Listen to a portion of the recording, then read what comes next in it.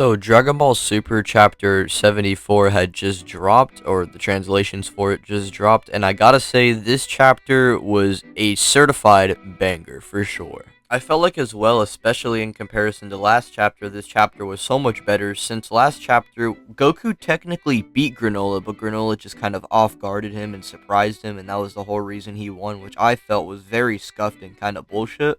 But we get to see not only the way Vegeta fights and overall just him and Granolah's dialogue exchange, and overall their fight was just better in my opinion. You get Vegeta just full on shit talking on Granolah and also getting to use some cool versatility moves that we don't really see being used too often in comparison with Goku, since Goku was just, kind of beating up Granolah.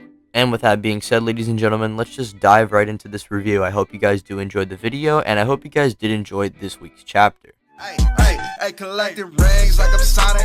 Bitches wanna party. Virus getting heavy, so I got 'em on a diet, yeah. Flex like I'm Hogan. Yo, he's coming over. Yeah, we respect. Now, in the last chapter, we did see a glimpse of Vegeta being on Demon Time against Granolah, and in this chapter, that type of energy did not diminish within Vegeta. If anything, we get to see more of this Vegeta as he powers up after speaking to Granolah and telling him how he parted way with Frieza long ago and he is not with Frieza anymore, and Granolah just thinks he's saying this to save his own skin, and he's just saying how he's going to kill all the Saiyans now.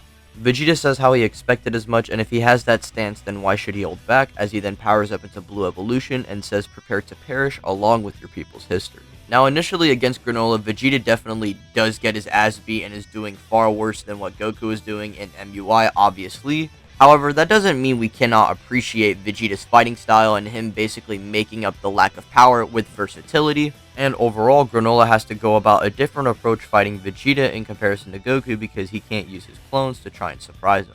Instead, we get to see Granolah kind of beating around Vegeta. However, slowly over the course of the fight, we get to notice Vegeta, blocking Granolah's hits, surviving attacks from him, being able to take a Ki Blast. Like, we see him clearly being able to adapt off of Granolah. However, he's still not stronger than him or even close to MUI Goku by this point. Also, a small little detail I would like to go over as well is overall the scenery or the background for the fight with Vegeta and Granolah was really solid. Vegeta and him going through the lake. Even with Goku and Granolah, they were fighting through the forest. I thought it was pretty cool. And again, I also just gotta say, this Demon Time Vegeta is so goated. Even when he's losing the fight, he said, even if you're stronger and your techniques surpass my own, I'm still gonna win the fight. Just keep fighting.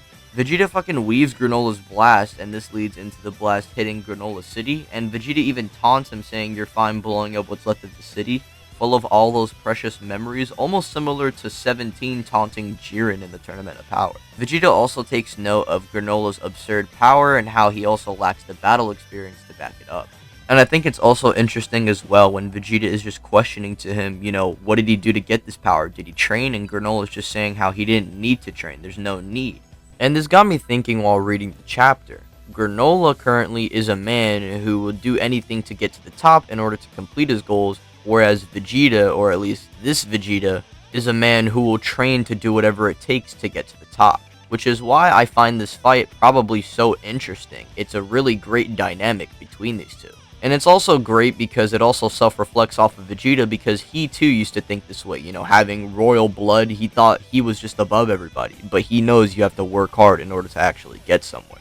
And it's cool too because Granolah is already at this high power, but over the course of the fight, we get to see Vegeta adapt because that's what Saiyans do.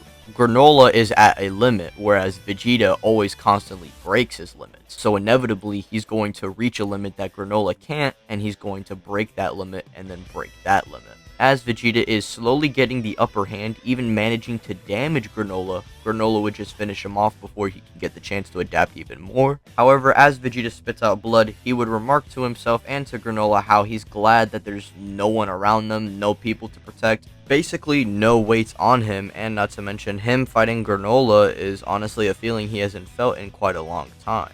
He can finally go all out without suffering any consequences, and this leads into him showing him the results of his training with the God of Destruction, known as Beerus. And I guess this is our first reveal of G.O.D Vegeta, which in all honesty is great in the manga. However, there's a couple of things I gotta say. What happened in the back of his head? What happened with the eyebrows? And why does he just look like skinny Gotenks in the face? He looks really dirty in the face and the eyebrows, like that's it. But the purple aura and the purple hair, it just, oh my god, the drip is so immaculate. Vegeta is definitely lost in the sauce, but the eyebrows, you know, the Vienna sausages on his fucking staple to his forehead, is just not a good look. Literally looks like a Super Saiyan 2.5.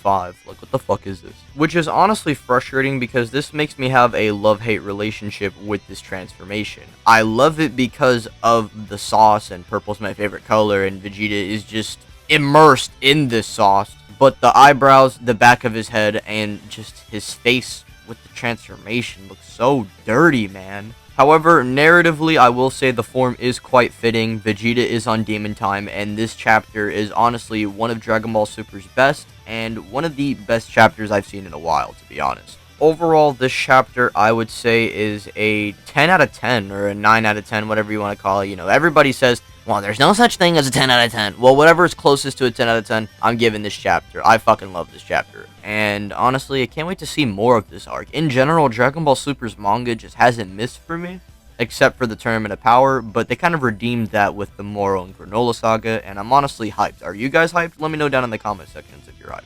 Now, as for predictions for next chapter, I think God Vegeta is definitely going to be beating up Granolah. I mean, as I said earlier, the dynamic with Granolah and Vegeta is definitely there, and Goku in the last arc mainly got the spotlight with MUI, and it seems like they are more so going with the Vegeta route with G.O.D, so I think definitely Vegeta should get the kill here. I don't care what you say, motherfucker. Vegeta was robbed in the Moro arc. Yeah, I know, narratively it makes sense for Goku to win more. I don't care. Vegeta was robbed anyway. Even if we spent more time with Goku and his journey to MUI in the manga, we still had a lot of time with Vegeta, and overall, I just like the manga version of Vegeta so much more. So I definitely would prefer if Vegeta got the dub here, but if he doesn't, it is what it is. With that being said though, ladies and gentlemen, this is where I'm going to be leaving the video off and wrapping things up, and if you did enjoy the video, be sure to leave a like, and if you are new to the channel, Jesus Christ, my fucking voice cracked, but if you are new to the channel, ladies and gentlemen, subscribe if you are new, hit the bell icon, that way you are notified and updated when I upload, and follow me on Twitter, that will be linked in the description below. Check out my second channel if you want to see not only One Punch Man type of content, but just different content in general from my main channel, and I'll see you all in the next one. Peace out, have a nice rest of the day, everybody. Vegeta's on top, Vegeta's on top, Vegeta's on top, Vegeta's on top, Vegeta's on top, Vegeta's on top, Demon Time, Demon Time, Demon Time.